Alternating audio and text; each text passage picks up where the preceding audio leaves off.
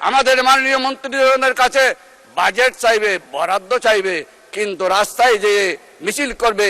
আমাদের অর্থমন্ত্রী এখানে আছেন, মুশকিল সেতু কুতুবদিয়া আমাদের বেড়িবাঁধ মাস্ট এই একনাকে আগামী একনাকে ফাঁস করতে হবে। আল কোরআনের আয়াত বলতে চাই, ফাইন শাকারতুম লাযীদান্নাকুম ওয়া লাইন কাফারতুম ইন্না আযাবি লাশাদীদ। শুকর করতে হবে জীবনের, শুকর করতে হবে বরাদ্দের, শুকর করতে হবে মাননীয় প্রধানমন্ত্রী তারেক রহমানের, শুকর করতে হবে আমাদের মাননীয় মন্ত্রীদের। তারা শুকর করে না কিন্তু অস্বীকার করে, সেই জন্য তাদের উপর লাশাদীদুল আযাব, আযাবের কঠিন আযাব তাদের সম্মুখীন করতে হবে। মাননীয় স্পিকার, মাননীয় সদস্য, আপনি অন্যদেরকে বসতে বলবেন না, ওটার তো আমার কাজ। বিদ্যুৎ আমরা উৎপাদন করি, আমার লাগে মাত্র 25 মেগাওয়াট, আর আপনারা সমগ্র ন্যাশনাল গ্রিডে আমার বিদ্যুৎ যাচ্ছে, অথচ আমাদের কক্সবাজার সহ আমাদের মহেশখালীতে অন্ধকারে থাকতে হয়। এটা কেমন নীতি? এটা পরিবর্তন করতে হবে মাননীয় স্পিকার।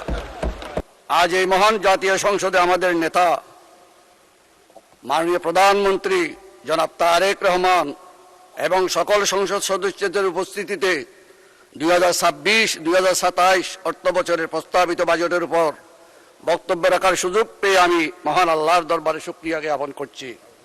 চাল, ডাল, তেল, নুন, পেঁয়াজ, রসুন, চিনি সহ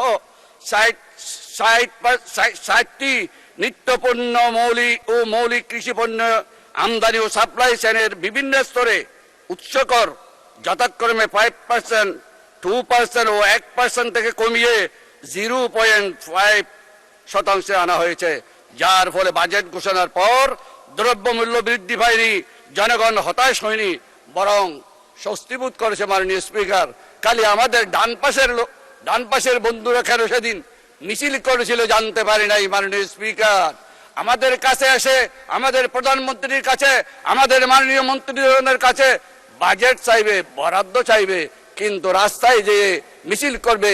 সেই কারণে আমি একটি আল কোরআনের আয়াত বলতে চাই, ফাইন শাকারতুম লাযীদান্নাকুম ওয়া লাইন কাফারতুম ইন্না আযাবি লাশাদীদ। শুকর করতে হবে জীবনের, শুকর করতে হবে বরাদ্দের, শুকর করতে হবে মাননীয় প্রধানমন্ত্রী তারেক রহমানের, শুকর করতে হবে আমাদের মাননীয় মন্ত্রীদের। তারা শুকর করে না কিন্তু অস্বীকার করে, সেই জন্য তাদের উপর লাশাদীদুল আযাব, আযাবের কঠিন আযাব তাদের সম্মুখীন করতে হবে। মাননীয় স্পিকার, আল কোরআনে আরেকটা আয়াত আছে মাননীয় স্পিকার, ওয়া মাকারু ওয়া মাকারাল্লাহ ওয়াল্লাহু খায়রুল মাকিরিন।